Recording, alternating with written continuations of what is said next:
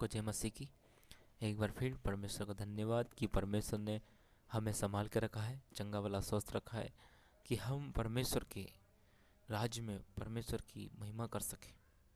हमें क्यों चंगा भला स्वस्थ रखा है, हम क्यों हर दिन नया जीवन जीते हैं? क्योंकि हमें ना तो घोड़ों पे भरोसा ना रथों पे भरोसा, हमारा परमेश्वर परमेश्वर यहोवा है। हम सोते तो अपनी मर्जी से है, लेकिन उठाता हमें परमेश्वर है। इसलिए हम परमेश्वर का धन्यवाद करते हैं। तो आज उसी के संदर्भ में परमेश्वर आज हमसे क्या सिखाना चाहता है, क्या बात करना चाहता है, उसको मैं आपके बीच में रखना चाहूँगा। मेरे भाइयों बहनों, चाहे बुज़ुर्ग हो, चाहे मेरे से बड़ा हो और मेरे से छोटा हो, मेरा भाई लगते हो, बहन लगते हो, जहाँ तक भी कोई सुन रहा होगा, ध्यान से सुनिए। वचन क्या कहना चाहता है आपसे?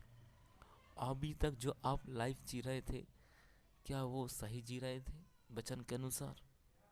या उसके बाद आप क्या करने वाले हैं, कभी आपने सोचा है? आपको क्यों परमेश्वर ने जिंदा रखा है? कोरोना के वायरस में आप क्यों जिंदा हैं? आपने कभी इस पर ध्यान रखा है? अच्छे अच्छे लोग चले गए, क्यों आपको जिंदा रखा है? क्यों आपके जीवन से कुछ परमेश्वर चाहता है जो आप नहीं दे पा रहे हैं और ना दे रहे हैं? तो उसी संदर्भ में परमेश्वर का वचन मुझे और आपको सिखाना चाहेगा। वचन में आगे जाने से पहले आइए हम छोटी सी दुआ करें, प्रार्थना करते हैं परमेश्वर कि आज के इस वचन के लिए परमेश्वर, जो भाई बहन सुन रहा है, जो मेरे से छोटे हैं बड़े हैं, उनके लिए भी दुआ करता हूँ कि वे जब वो वचन सुने उनके हृदय में चुभने वाला हो सके। चाहे कोई भी हो, किसी भी जाति का, धर्म का, परमेश्वर आपके लिए सब बराबर है परमेश्वर, क्योंकि आपने इंसान बनाया परमेश्वर। प्रार्थना करते हैं परमेश्वर, उन सब के लिए प्रार्थना करता हूँ जो सुनने वाले हैं, जो सुनेंगे आगे, उन सब को प्रभु जी, जो सुने उनके हृदय परिवर्तन होने पाए और तेरी महिमा में आगे बढ़ सकें और तेरे राज में दाऊद के समान खड़े हो सकें, यीशु के नाम से आमीन। आइए हम वचन की ओर आगे बढ़ें। जैसा कि आज का मेरा विषय है, पूरे संसार को बचाने के लिए यीशु मसीह को भेजा गया था। पूरे संसार को, मानव जाति को बचाने के लिए भेजा गया था। हम एक छोटी सी आयत को हम पढ़ेंगे कि पुराना नियम में भी एक ऐसा व्यक्ति था जिसको बचाने के लिए, उसके लोगों को बचाने के लिए आगे भेजा गया था। आप अच्छे तरीके से जानते हैं कि वो व्यक्ति कौन है। वो व्यक्ति यीशु है, जो सब भाइयों में छोटा था। अब उसकी पूरी कहानी को जानते हैं। उसको बचाने के लिए, उसके परिवार को बचाने के लिए उसे क्या क्या सहना पड़ा। जब उसके भाई उसके साथ संगति रखते थे, वो भाइयों की बुराई जो वो करते थे वो अपने पिताजी को बताता था। एक बुराई होती है वो जिसमें लोग साथ देते हैं, एक बुराई वो कि वो बुराई नहीं करता था, लेकिन जो बुराई वो उसके भाई करते थे उसके पिताजी को बताता था।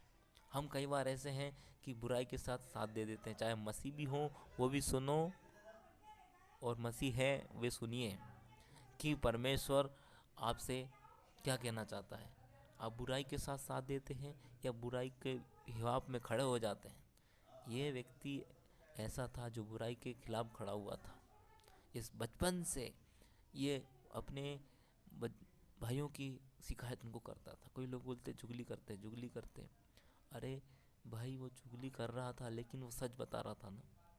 वो चाहता तो उसके साथ बुराई कर सकता था, उनके भाइयों के साथ, लेकिन उसने बुराई करी क्या?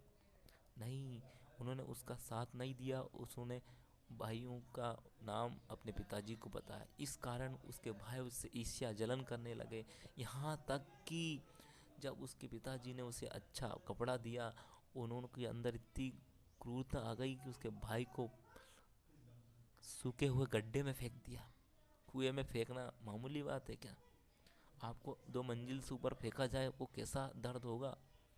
उस छोटे से बच्चे को उस कुएं के अंदर फेंक दिया। और जब किसी ने, एक भाई ने बोला कि अरे इसको मारते नहीं, हमारा खून है, इसको बेच डाला। जब बेच दिया तो वहाँ पर पोतीपर की जो पत्नी थी वो उसके साथ संबंध बिताना चाहती थी, लेकिन वहाँ पर भी वो कहता है नहीं नहीं, क्योंकि मुझे मेरा परमेश्वर यहोवा देखता है। इतना नीचे जाने के बाद जब वो ऊपर आया तो उसे उस जगह का प्रधानमंत्री बना दिया गया। इतने नीचे जाना पड़ा उसको। क्यों हमें हर बार नीचे जाना पड़ता है? एक मसीह व्यक्ति ऊपर उठने से पहले नीचे जाता है। जैसे हमारा परमेश्वर यहोवा, कि उसने अपने आप को इतना दीन और नम्र कर दिया कि हाँ, क्रूस की मृत्यु सह ली। क्या मैं और आप ऐसा करते हैं? एक क्वेश्चन मैं आपके ऊपर डालता हूँ। हम मसीह में चल तो रहे हैं, क्या हम बुद्धिमानी से चल रहे हैं, जो वचन कह रहा है उसके अनुसार चल रहे हैं, या जो पास्टर कह रहा है वो चल रहे हैं? क्या जो पास्टर कह रहा है वो हम वचन में चेक करते हैं क्या सही कह रहा है?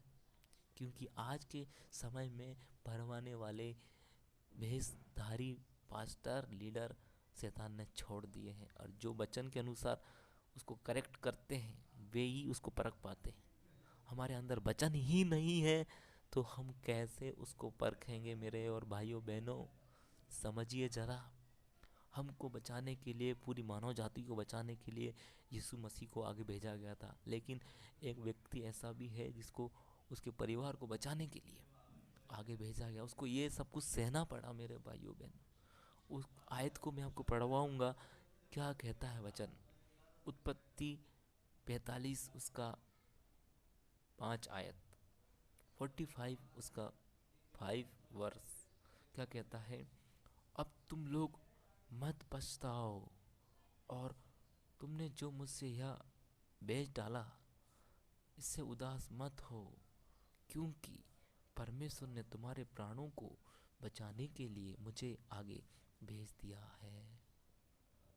क्या कहता है यीशु अपने भाइयों को? क्या कहता है? मत पछताओ, मत उदास हो कि तुमने मुझे भेज दिया था, क्योंकि तुम्हारे प्राण को बचाने के लिए ही परमेश्वर ने ऐसा किया था।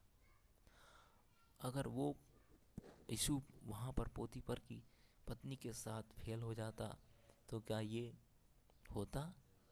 नहीं होता। आज हम मसीहत लोग भी इस जगह फेल हो जाते हैं कि हम शुरुआत तो अच्छी करते हैं, लेकिन जैसे ही कोई परेशानी, तकलीफ, कोई गलत चीज़ हमारे सामने आती है, क्या हम उसके सामने खड़े होते हैं या उससे भाग जाते हैं? यीशु ऐसा था कि अपने वस्त्र को छोड़कर भागा, लेकिन फिर नीचे गया। लेकिन जब परमेश्वर ने इसको उठाया तो क्या कहता है अपने भाइयों से? वो यहाँ पर ये कहता है कि तुमने मेरे साथ ये किया, वो किया। उनके ऊपर ब्लेम नहीं करता है। क्या कहता है? कि मत पछताओ, उदास मत हो, क्योंकि तुम्हारे प्राण को बचाने के लिए ही परमेश्वर ने मुझे आगे भेज दिया था। हम देखते हैं कि जब उसको नियुक्त किया गया राजा, प्रधानमंत्री, हम देखते हैं पूरे नेशन का वो लीड करता है, अगुवाई करता है, और वो मानव जाति बच जाती है। याकूब कहता है कि जाओ उस मिस्र देश में से धन मोल ले आओ, कि हम भूखे ना रहे, हम जीवित रहें। इसी प्रकार से मेरे और भाइयों बहनों, हमारे यीशु मसीह को भी भेजा गया है। आप पूरी बाइबल उठा के पढ़ लीजिए कि एक एक वर्ड, एक एक वचन परमेश्वर के आने के लिए भविष्यवक्ताओं ने भविष्यवाणी करी है। यहाँ तक कि हमारा जो इसहाक था, इसहाक के ऊपर जो लकड़ी लादी गई थी, वो भी एक चिन्ह था कि मसीह आएगा, एक दिन इसी तरह से बलिदान होगा। वो परमेश्वर हमारे लिए बलिदान होके चला गया। मेरे भाइयों बहनों, अब वो जिम्मेदारी मेरी और आपकी है कि परमेश्वर ने खुद कहता है, जैसे मुझे भेजा वैसे मैं तुमको भेजता हूँ। किनके बीच में? उनके बीच में जिनको परमेश्वर का वचन मालूम नहीं है, जिनको परमेश्वर का ज्ञान ही नहीं मालूम है, उनको कौन बताएगा? मेरे भाइयों बहनों, परमेश्वर कहता है भेजे ना जाएं तो कैसे प्रचार करें, तैयार ना किए जाएं तो कैसे जाएं। एक पास्टर, एक लीडर से मैं प्रश्न करना चाहता हूं। आप घरों में बैठ गए हैं, एसी टीवी सब कुछ देख रहे हैं, लेकिन आपको परमेश्वर की चिंता की नहीं पड़ी। कुछ परसेंट लोग हैं अच्छा काम कर रहे हैं। आप क्या कर रहे हैं आपकी कलीसिया के अंदर? क्रिसमस मनाते हैं उन्हीं के बीच में जिनको मालूम है। क्या उनको बताते हो क्रिसमस का मतलब क्या है? जिनको मालूम नहीं। आपका पड़ोसी मर रहा है दारू पी पी के, उसको बता नहीं रहे हो। आप सोच रहे हो प्रार्थना करेंगे, घर में बैठेंगे, लूडो सांप सीढ़ी देखेंगे, तो भैया माफ़ करिए, आप बहुत धोखे में जी रहे हैं। आपने जितना जीवन जी लिया है उतना काफ़ी नहीं था क्या? जो पुराने लोगों ने उस कलीसिया को बनाया, आप क्यों उसको बिगाड़ रहे हो? आज यीशु मसीह अगर कलीसिया में आ जाए तो मैं कहता हूँ वो यही कहेगा, तुमने मेरे मंदिर को, मेरे कलीसिया को डाकुओं का खो बना दिया। हमें दसमान भर भर के चाहिए, हमें सब कुछ आशीष ब्लेसिंग चाहिए, हमें परमेश्वर की सेवा नहीं चाहिए। परमेश्वर की सेवा क्या है? अपने जीवन का त्याग करना। परमेश्वर की सेवा ये नहीं है कि घर में बैठो और बोलो कि प्रार्थना करो। अरे प्रार्थना के साथ काम भी ज़रूरी है। वो चेले प्रार्थना भी करते थे, साथ में काम भी करते थे। क्या मैं और आप करते हैं? अगर मैं और आप नहीं करते तो ये हमारे लिए शर्म की बात है। आप सोच रहे हैं कि ये व्यक्ति कौन है जो आपको बोल रहा है?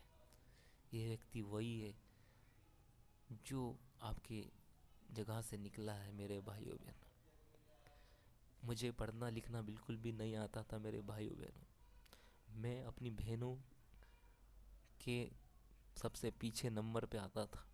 मेरा कोई डिवीज़न नहीं है, यहाँ तक कि कोई रैंक मैंने पास नहीं करा है। ये डिग्री और ये दुनिया की मोह माया आपको स्वर्ग के पास नहीं ले जा सकती मेरे भाइयों बहनों। एक ही चीज़ है, वो है बाइबल। बाइबल। और आज हम उसको पढ़ते नहीं हैं क्योंकि हमें ये आसानी से मिल गया ना, इसलिए हमको उसका कदर नहीं है। जिस परमेश्वर ने हमारे लिए कीमत चुकाई उसके लिए हमें टाइम नहीं है। हम उसके पास बैठते नहीं हैं, उससे पूछते नहीं है कि परमेश्वर आपकी इच्छा क्या है। यहाँ तक कि यीशु मसीह भी क्या कहते हैं अपने चेलों से, जब वो एक सामरी स्त्री को प्रचार करते हैं, क्या कहते हैं? हम उसकी ओर देखेंगे क्या कहते हैं परमेश्वर के वचन। यूहन्ना 4 उसका अगर हम 31 और 32 और 34 पद तक पढ़ें तो हमसे क्या कहना चाहता है। यूहन्ना 4 उसका 31 32 आगे हम पढ़ेंगे क्या कहता है। इस बीच उसके चेलों ने उससे यह विनती की, हे रब्बी कुछ खा ले, हे रब्बी कुछ खा ले। परंतु हमारा यीशु मसीह क्या कहता है? परंतु उसने उनसे कहा, मेरे पास खाने के लिए ऐसा भोजन है जिसे तुम नहीं जानते। जिसे तुम नहीं जानते। क्या भोजन है? आगे परमेश्वर बताएगा। क्या कहता है? तब चेलों ने आपस में कहा, क्या कोई उसके लिए कुछ भोजन खाने को लाया? उन्होंने मन में सोचा कि हमने तो कुछ दिया नहीं, हम तो मोल लेने गए थे। क्या उससे पहले उनके बीच में कोई आया जो उसको भोजन दे गया? लेकिन यीशु मसीह क्या कहते हैं? यीशु ने उनसे कहा, मेरा भोजन यह है कि अपने भेजने वाले की इच्छा के अनुसार चलूं और उसका काम करूं। भाइयों बहनों, ये जवाब मिल गया। कोई अगर बात करना चाहता है जो मसीह में है, ज़्यादा ज्ञानी है, मेरा नंबर डिस्टर्ब यूट्यूब के अंदर डाल दिया जाएगा। सीधा बात करिए, पीठ पीछे बात मत करिए। बाइबल से बात करिए, बाइबल से पकड़िए वचन। परमेश्वर सीधा कह रहा है कि यीशु मसीह बोल रहा है अपने चेलों से कि मुझे भेजा गया है ताकि अपनी भेजने वाले की इच्छा को पूरी करूं, उसके अनुसार चलूं। मेरा भोजन ये है कि मैं अपने भेजने वाले की इच्छा को पूरी करूं। इसका मतलब ये नहीं कि आप संसारिक भोजन खाना छोड़ दो। मैं आत्मिक रीति से बात कर रहा हूँ। समझिए कि परमेश्वर क्या कहना चाहता है कि मेरा भोजन ये है कि अपने भेजने वाले की इच्छा पूरी करूं। और एक पास्टर और एक लीडर से मैं पूछना चाहता हूं कि आप अपने परमेश्वर की कलीसिया के अंदर क्या सिखा रहे हैं? ये सिखा रहे हैं कि आशीष कैसे मिलेगी, ब्लेसिंग्स में कैसे मिलेगी? अरे भाई, जब परमेश्वर अंदर है तो आशीष ब्लेसिंग क्यों ढूंढ रहे हो? खुद परमेश्वर हमारे अंदर रहता है तो आशीष ब्लेसिंग की क्या ज़रूरत है? परमेश्वर कहता है मत्ती 6 उसका 33 में क्या कहता है? पहले मेरे राज्य और धर्म की खोज करो, तुमको ये सारी वस्तुएं परमेश्वर देगा। पहला क्या काम है? परमेश्वर का काम करो। अरे भाई, जब हम अदन की वाटिका में वो अधिकार खो गया था, उसको परमेश्वर ने अपनी कीमत चुकाई है। कोई मामूली काम नहीं है सेवा।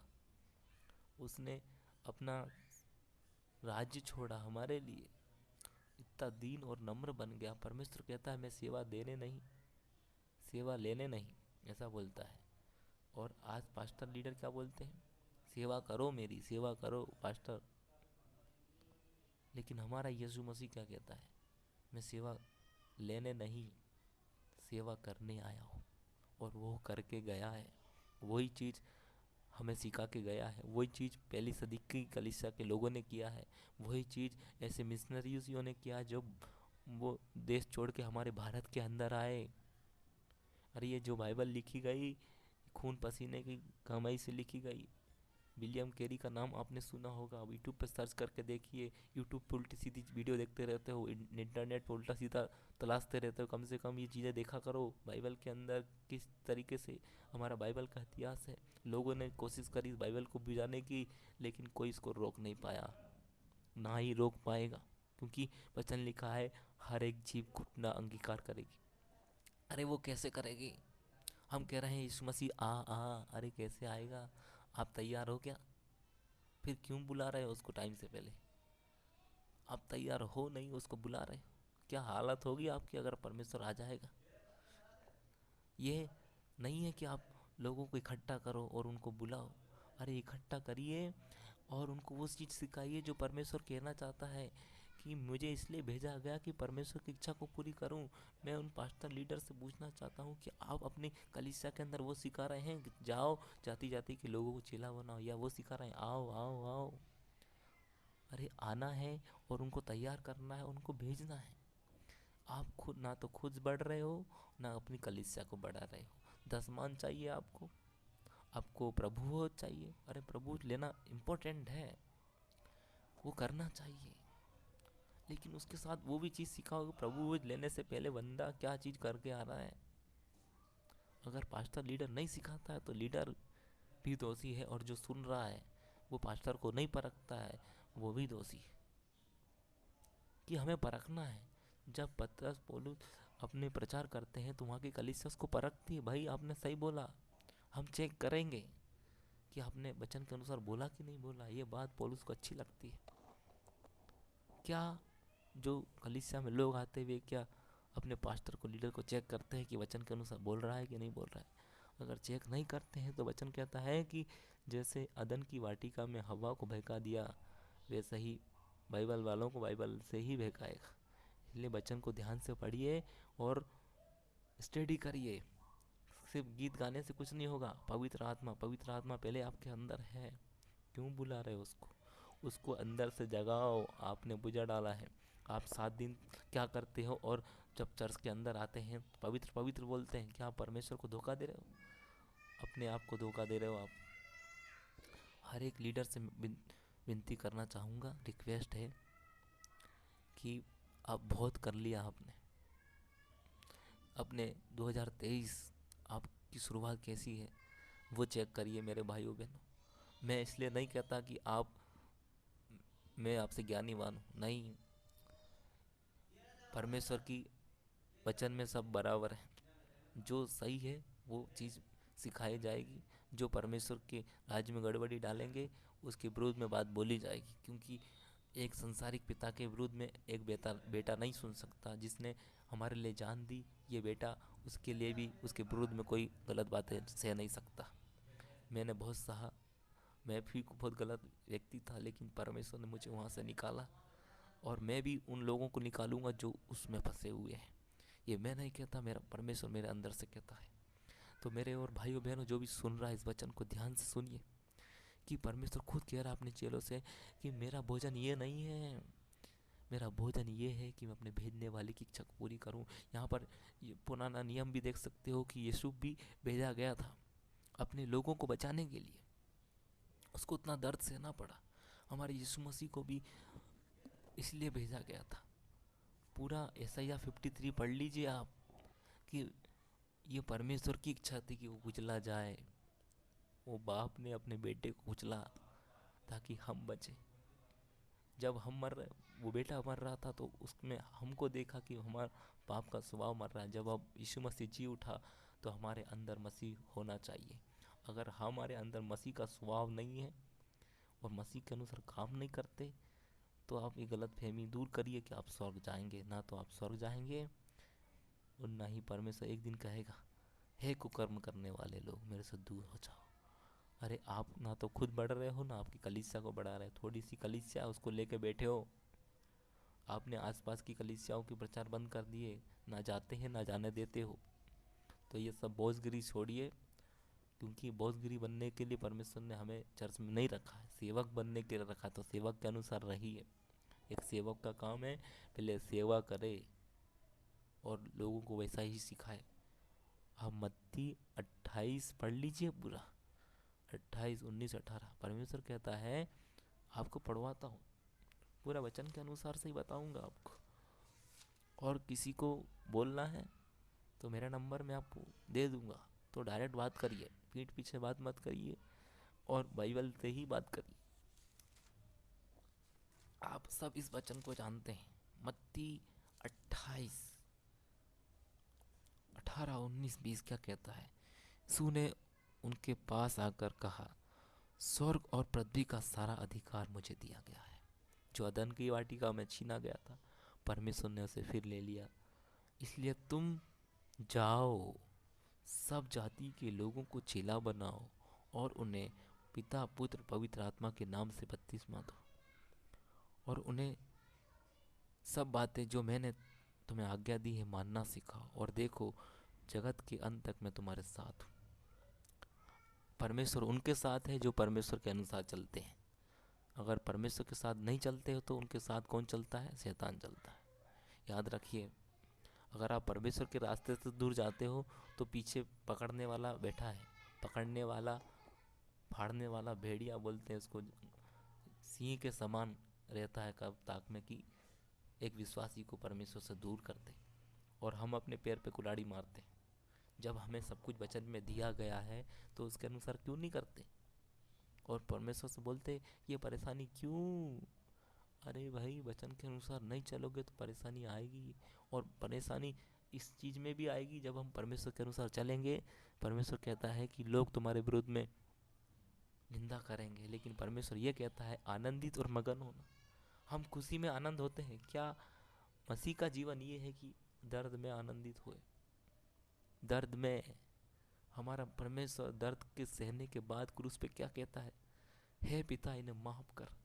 क्या एक विश्वासी ऐसा कहता है जब उसके विरुद्ध में लोग गाली देते हैं, जब उसके विरुद्ध में उसके परिवार लोग उसको सुनाते हैं? अगर ऐसा नहीं करते, ताला लगाइए आपके चर्च को और बंद करिए। बहुत हुआ तमाशा। अरे भाई, जो जिम्मेदारी आपको दी है वो मामूली नहीं है। मसीह में जीना और मरना आसान नहीं है। मसीह के अनुसार जियोगे तो मसीह में स्वर्ग में उठाए जाओगे। या आप बहादुरी का झोला पहन के क्या दिखा रहे हो सब लोगों को कि मैं पवित्र हूँ? आपका परमेश्वर जानता है कि आप कितने पवित्र हो। आप झूठ बोलते हो और प्लोट पे खड़े हो जाते हो। आप गाली देते हो, आपके अंदर गुस्सा का स्वभाव है। अरे गुस्सा उस जगह करते हैं जब कोई व्यक्ति गलत कर रहा है। जैसे कि मान लीजिए आपका बेटा है और वो गलत कर रहा है तो उसको डांटना सही है। वैसे ही मैं और आप उस खुदावंत के बेटा बेटी हैं। अगर उसके विरुद्ध में कोई झूठी बात बोली जाएगी तो ये बेटा बोलेगा, और ऐसे हजार लोग खड़े होंगे, क्योंकि जो बाइबल में लिखा ही नहीं है वो सिखा रहे हैं, और जो लिखा है वो सिखा नहीं रहे। अरे आशीष ब्लेसिंग तो परमेश्वर ने पहले से दे दिया है, और क्या चाहिए? आशीष ब्लेसिंग का प्रचार परमेश्वर ने नहीं किया है। आप पूरा वचन, पूरी बाइबल उठा के देख लो, नया नियम से लेकर प्रकाशित वाक्य तक परमेश्वर ये कह रहा है जो मेरे पीछे आना चाहता है वो अपना क्रूस उठाए। जाओ गांव गांव गलियों में जाओ, उनको प्रचार करो। अरे हम छोटी सी कलीसिया को लेके बैठे हैं और उन्हीं में आनंद मना रहे हैं। क्रिसमस संडे, गुड फ्राइडे, ये क्या लगा के रखा है? अरे उनको बताओ क्रिसमस का मतलब क्या होता है। इतना ही पावर है तो जाओ लोगों में, क्यों डर के बैठे हो घर के अंदर? परमेश्वर क्या कहता है आपको बताता हूँ। जो डर गए वो अपने घर गए। गिदोन की कहानी को आपने सुना है, पढ़ा होगा, तो उसको ध्यान से पढ़िए। परमेश्वर ने 300 सिपाही चुने, क्योंकि जो डर गए थे वो घर गए थे, और जिन्होंने पानी कुत्तों के समान पिया उनको परमेश्वर ने निकाल दिया। क्या हम ऐसे हैं? हमारे जीवन कुत्तों के जैसे है, सुअर के जैसे है? क्या नहलाया धुलाया परमेश्वर ने और हम पहुंच गए उसी जगह पर? अरे मेरे वो भाइयों बहनों, हमको परमेश्वर ने उस कीचड़ से, दलदल से निकालने के लिए खुद अपनी आइडेंटिटी को बिगाड़ दिया, तो क्या हम उसके लिए इतना दर्द नहीं सह सकते? हमारा मूसा क्या कहता है? फ़िरौन का बेट बेटा खिलाने से, फ़िरौन की बेटी खिलाने, मतलब फ़िरौन की जो बेटी होती है, उसने उसको पानी से निकाला था। वो कहती है कि मेरे साथ रहो, लेकिन वो उसको ठुकरा देता है। क्या कहता है? मुझे मेरे मसीह के साथ दुख उठाना अच्छा लगता है, थोड़े समय से दुख उठाने से अच्छा परमेश्वर के लिए सुख दुख उठाऊं मैं, ऐसा कहता है। आप बाइबल पढ़ें और वचन में झांके, क्या कहता है कि थोड़े समय के लिए सुख उठाने से अच्छा है कि मैं परमेश्वर के साथ दुख उठाऊं। अरे जितने भी पुराने नियम से लेकर आप देख लिए, दानियल देखिए, सदरक मेशक देखिए, परमेश्वर के लिए अंदर गए, और जब वे परमेश्वर के लिए खड़े होए, उस परेशानी में भी उन्होंने प्रार्थना करना नहीं छोड़ा। आज हमें परेशानी आ जाती है, हम परमेश्वर को छोड़ देते हैं, या हमें कोई खुशी होती है तभी हम प्रार्थना करते हैं। परमेश्वर का जीवन ये नहीं है। परमेश्वर का जीवन ये है 24/7 आपकी प्रार्थना होनी चाहिए। जैसा हमारे यीशु मसीह खुद बाइबल प्रचार करने से पहले पहाड़ों पे, जंगलों में प्रचार करने से पहले प्रार्थना करता था। क्या हमारा संबंध परमेश्वर से है? और नहीं है तो धोखे में ज़िंदगी जी रहे हैं आप। प्रकाशित वाक्य की पुस्तक निकाल के देखिए, 21 उसका 8 में पढ़िए। सबसे ऊपर नंबर पे एक व्यक्ति आता है, डरपोको। जो डर पोके हैं, जो परमेश्वर का प्रचार करने से डरते हैं और ना खुद करते हैं, ना अपनी कलीसिया को करने देते हैं। उनका राज्य कहाँ पर है? डरपोकों, अविश्वासियों और घिनौनों, हत्यारों और व्यभिचारियों और टोनों और मूर्ति पूजकों और सब झूठों का भाग उस झील में मिलेगा जो आग और गंधरस से जलती रहती है।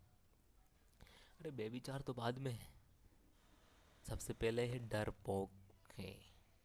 जो डर गए वो घर गए। अगर आप परमेश्वर के बेटे हैं तो डरना नहीं चाहिए, क्योंकि हम शेर के बच्चे हैं, और शेर के बच्चे डरते नहीं हैं, क्योंकि झुंड में तो सुअर आते हैं, शेर अकेला आता है। अगर शेर के बच्चे हैं तो निकलिए और बाहर जाइए और प्रचार करिए। अरे मार खाना पड़ी तो खाइए। अरे उस खुदावन ने खुद कहा है कि अगर मेरे साथ ऐसा किया है तो तुम्हारे साथ क्या कुछ ना करेंगे। और ये भी कहता है, अगर मेरी मानी है तो तुम्हारी भी मानेंगे। हम घर में बैठे बैठे बोलेंगे परमेश्वर हमें प्रकाशन दे, मिलेगा? नहीं मिलेगा। उस फील्ड में उतरना पड़ेगा। एक बैट्समैन फील्ड में उतरता है जब जाकर उसको छक्का चौका मारता है, क्या ग्राउंड अंदर बैठे बैठे बोलता है परमेश्वर कि मुझे यहीं से छक्का मारने की हिम्मत दे? नहीं। मेहनत करोगे तो फल मिलेगा ना मेरे भाइयों बहनों। मेहनत नहीं करोगे तो क्या मिलेगा? आप सोच रहे हैं प्रार्थना कर ले, ग्राउंड में नहीं जाएंगे? अरे भाई, ये युद्ध का मैदान हथियार तलवार से नहीं है। ये युद्ध का मैदान आत्मिक शक्तियों से है, और उससे लड़ा जा सकता है सिर्फ एक ही चीज़ से, वो है परमेश्वर का वचन। और आपने उस वचन को पढ़ना और उस पर ध्यान करना छोड़ दिया है। आपने सोचा है कि नौकरी करते हैं, बिजनेस करते हैं, संडे स्कूल चले जाते हैं, संडे चले जाते हैं और क्रिसमस चले जाते हैं, यही काफ़ी है। ये धोखे का जीवन आपने बहुत जिया, ये काफ़ी नहीं है। आपने परमेश्वर को जाना, किसी ने आपको बताया तब आपने जाना ना मेरे भाइयों बहनों। इसी प्रकार हमें भी हमारे ऊपर वो बोझ उठाना है और लोगों को बताना है। मसीह के लिए जिए, परमेश्वर के लिए मरिए। परमेश्वर कहता है अनंत जीवन उसका है।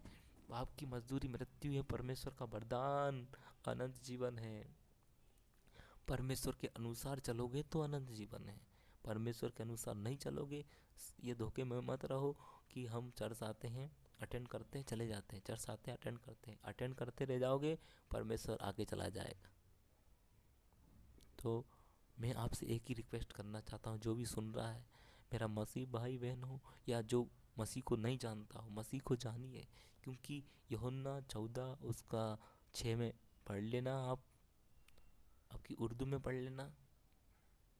आपकी कोई भी पढ़ लेना, लेकिन एक ही बात परमेश्वर का वचन कहता है बाइबल के अंदर कि मार्ग और सत्य और जीवन मैं ही हूँ, बिना मेरे द्वारा कोई स्वर्ग के पास नहीं पहुँच सकता। आपने नदी पहाड़ भटक लिए, बहुत करा, पंडित ने बोला वहाँ जाओ, वहाँ कर लिया, लेकिन आप बैठो परमेश्वर के पास। और जो कलीसिया के लोग सुनते हैं, पास्टर ने बोला सुन लिया, लेकिन जाके घर में चेक करिए कि वचन के अनुसार बोल रहा है कि नहीं बोल रहा है। पास्टर ने बोला कि इधर चले जाओ, उधर चले जाओ, अरे हम अंदर भी वही कर रहे हैं जो बाहर हो रहा है। इससे अच्छा तो जाओ, मसीहत छोड़ो और पूरे संसार में मजा करो और फिर नरक जाओ।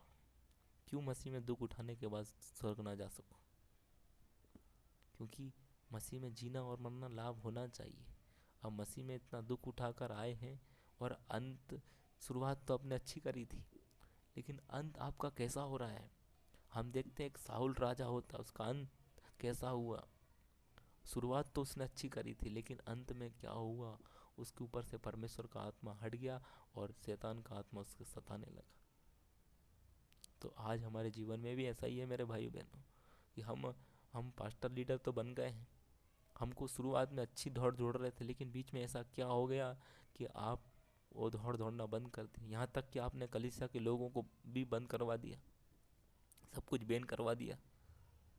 क्या लगा के रखा है? इतना डर लगता है तो बंद करो और घर बैठो। जब आपके पास मोटरसाइकिल नहीं थी तो आपने प्रार्थना करी, मोटरसाइकिल दे दी, फिर भी आप घर से बाहर नहीं निकलते, उतनी सी कलीसिया को लेके बैठे। अरे बुरा लगे तो लगे, लेकिन जैसा वचन में लिखा है वैसा ही बोलूँगा और बोलता रहूँगा, चाहे कुछ भी कर लीजिए।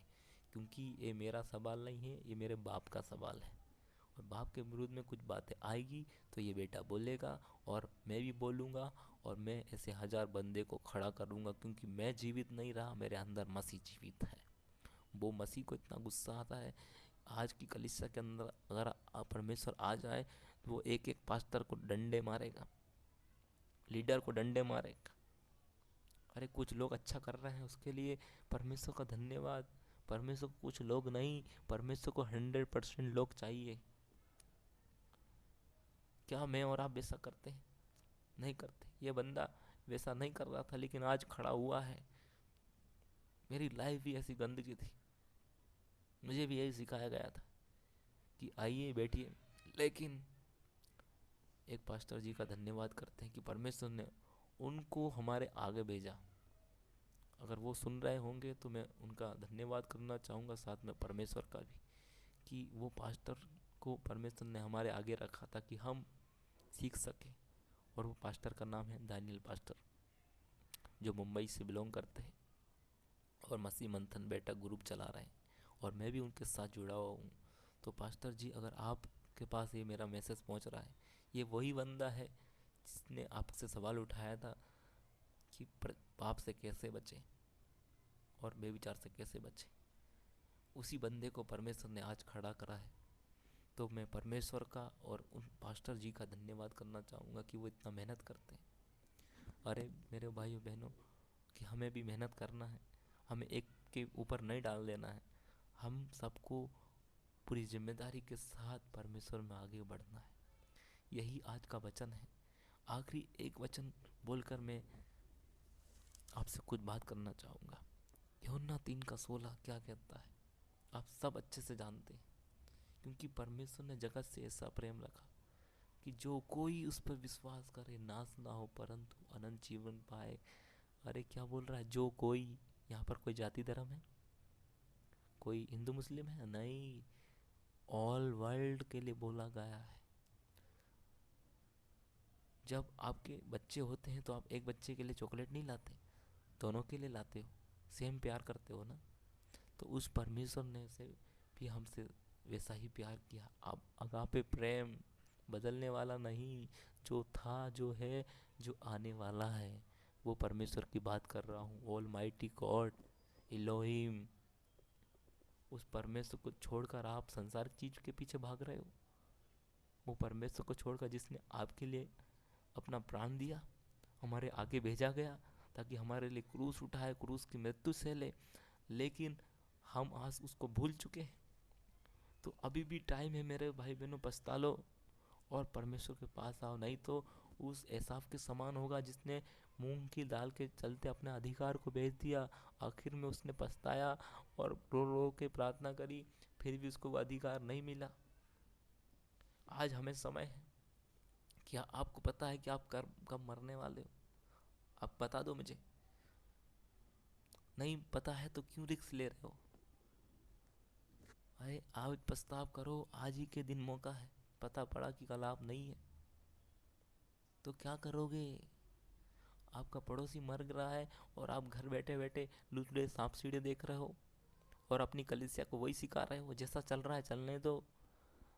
अरे भाई, मैं कह रहा हूँ उन सबसे ये सब बंद करो।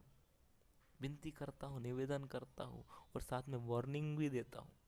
आज नहीं बदले तो आपकी जगह को परमेश्वर हटा देगा और ऐसे व्यक्ति को खड़ा करेगा जिसको परमेश्वर की ज़रूरत है। जैसे उस साहुल को हटा दिया गया और दाऊद को खड़ा कर दिया गया, ऐसे दाऊद चाहिए जो उस गोलियत को हरा सके। आज हमारा गोलियत वो शारीरिक नहीं है, आज हमारा गोलियत है व्यभिचार, हमारा मोबाइल, जो हमें परमेश्वर ज़्यादा प्रिय लगता है। हम अपने बाइबल को खोलने से ज़्यादा हम अपने मोबाइल को खोलते हैं। अरे उस मोबाइल का सही इस्तेमाल करिए ना। पूरे इतिहास को पढ़िए, बाइबल के अंदर जाइए, क्या किस तरीके से ये वचन हमारे पास आया है। और आज हमारे पास आया है तो आज हमें उसकी कीमत नहीं है। तो हर एक जो व्यक्ति सुन रहा है, मैं उनसे यही कहना चाहूँगा कि आप इसको सुनिए और सुनिए मत, इसके अनुसार चलिए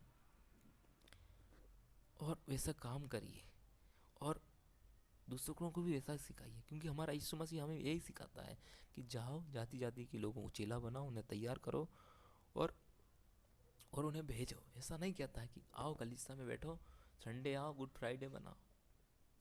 नहीं, उस दिन तो हमें और ज़्यादा करना चाहिए।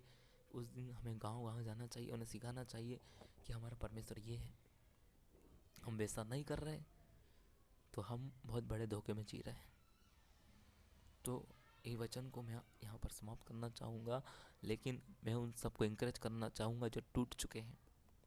अरे मत टूटिए, हमारे परमेश्वर के पास आइए। हम परमेश्वर के पास आते नहीं, हम भागते हैं पास्टर लीडर के पास, अंकल के पास भागते हैं। हमारा डैडी है जो हमारा परमेश्वर है, उसके पास तो हम आते ही नहीं। अरे उससे प्रार्थना करवाना बंद करिए, वो भी तो एक पास्टर है, वो एक इंसान है, उसका प्राण निकलेगा फिर क्या करोगे? एक मसीह को खुद प्रार्थना करना चाहिए उस खुद के लिए, और परमेश्वर के सामने आके अपना दुख उंडेलिए ना भाई। क्यों पास्टर के सामने कर रहे हैं? वो भी वही प्रार्थना करेगा ना। तो अपने परमेश्वर से कनेक्ट होइए, परमेश्वर के पास आइए और उससे जुड़िए, क्योंकि वो चाहता है कि हम उसके पास आए। हम भागते हैं कहीं और, परमेश्वर चाहता है हमारे पास आइए।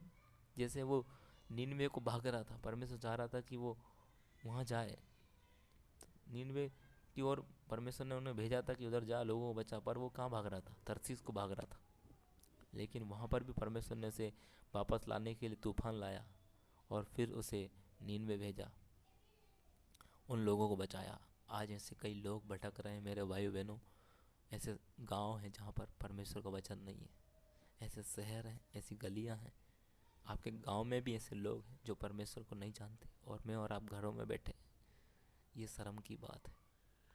तो एक ही अंत में बात कहना चाहूँगा कि अभी आपने अगर अपने जीवन को करेक्ट नहीं करा, 2023 चला जाएगा, लेकिन आप वहीं के वहीं रह जाओगे।